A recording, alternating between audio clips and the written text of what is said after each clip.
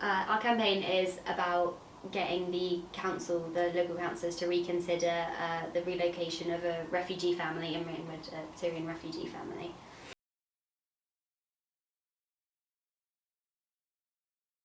Seeing the general opinion of people in school when you tell them that the council had turned down the prospect of a refugee family, like there was a lot of outrage at that, a lot of frustration, that people didn't know what was going on, what was being discussed behind the scenes, that they hadn't had a chance to have a say in it. So, we're sort of giving them a say, I suppose, and starting the campaign. It's also just because it's something we feel really strongly about. Yeah.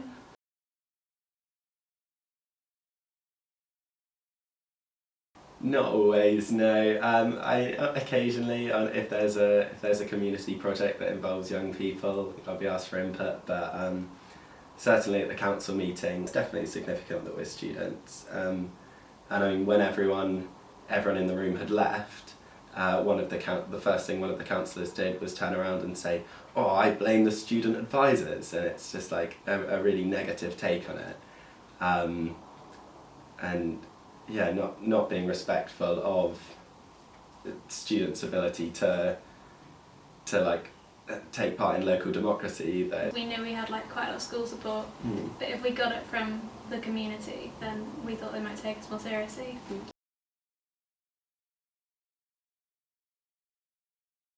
Everyone I've spoken to didn't know about it until afterwards, or until I mentioned it, that we had said no to having a refugee family.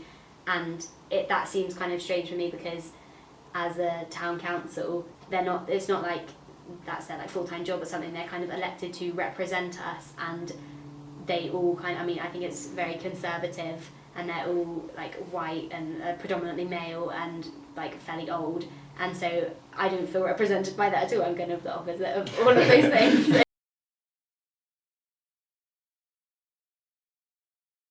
We've definitely found a big network of people who think this is right, and who don't have the same opinions that a lot of the councillors do, which has been really great, because obviously you know that in a town, even if it is like Ringwood isn't very diverse or anything like that, but you know that not everyone's going to think that having refugees is awful and things like that. So, but it's just kind of like finding those people, and I feel like the campaign has given those people a reason to kind of come out of the woodwork and support us.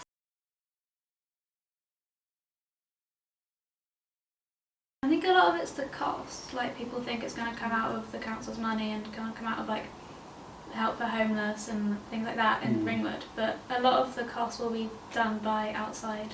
I think a lot of it is people either haven't researched or haven't had access to the information that is making it so obvious to us that this is such a right thing. There's definitely an aspect of racism. I think certainly. I mean, also just not acknowledging Syria as like a developed country, I think, is one of the things as well. Not thinking of the people who are now refugees as being once just people like us, like living in a developed society.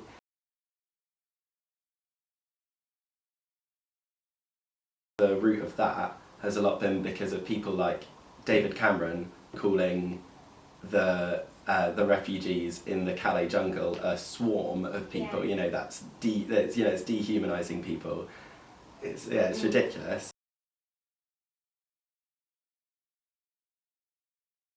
She was quick to say, we will do anything we can to help anybody, whatever your background, to go as far as your talents will take you, in her acceptance speech, and also said we want to forge a bold, positive new role for ourselves in the world.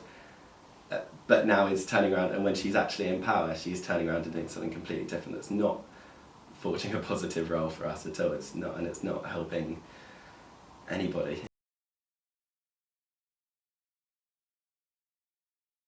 In the news, they kind of turn them from humans to almost like numbers. Like, they say like 20,000 will come to England, and like you hear that and like you think like that sounds like a lot of people, but like if you even look into it and see like they are people, they have skills and they have things that we need, and like all you have to do is like think about it as people rather than just numbers, and it seems like a given that they should be allowed to come here.